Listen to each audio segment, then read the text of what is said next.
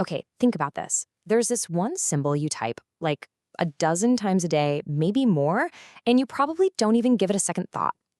Yeah, it's that little guy sitting right above the number 2 on your keyboard. And it pretty much runs our entire digital world.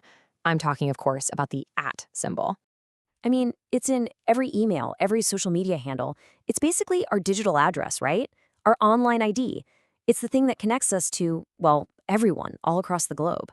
We see it so much that it's almost invisible. You just assume it's this totally modern thing born from the internet. But what if I told you that's not the whole story? Not even close. What if its real story started not with computers in Silicon Valley, but with, get this, medieval monks and ancient merchants? Seriously, this little symbol has one of the coolest, most unexpected histories hiding right there in plain sight. So let's dig in. Where did it really come from?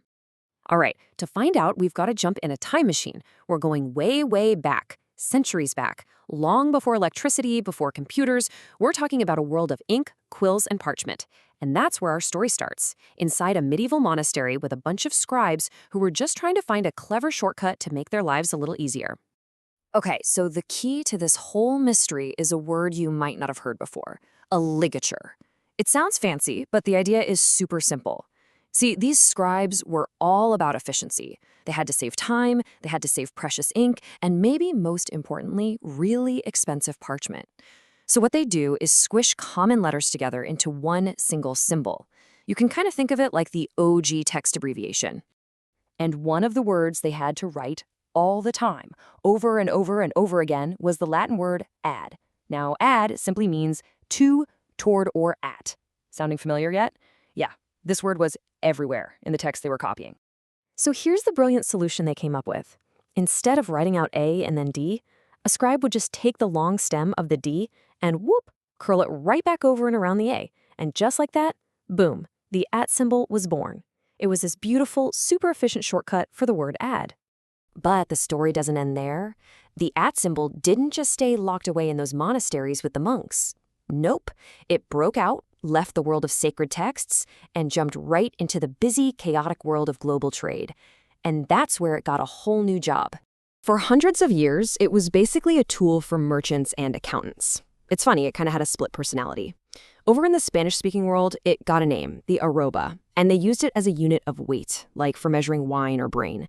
But in the English-speaking world, it found its way into accounting books to mean at a rate of. Like 6 apples at $1 each. See, that original Latin meaning of at was still hanging around. And because it was so useful in business and trade, it was important enough to get its own key on the first commercial typewriters back in the late 1800s. And that simple decision, well, that set the stage for its biggest role ever, its leap into the digital age. So you see the path, right? It goes from a monk's clever shortcut to a merchant's business tool, and finally it lands on a keyboard. So by 1971, there it is, just kind of sitting there. A little used, slightly weird character, just waiting for someone to come along and give it a brand new purpose. And that person was a programmer named Ray Tomlinson. Now, Ray was working on this brand new thing, a system to send messages between computers. He needed a character, any character, to separate a person's username from the computer's name. So he just looked down at his keyboard, searching for a symbol that nobody was really using in programming, and he landed on the at symbol. Not because of its incredible history, but for the super practical reason that, well, nobody else was using it. It wouldn't cause any confusion. And it turned out to be the absolute perfect choice. It was the perfect way to show that a user was at a specific computer. Think about it.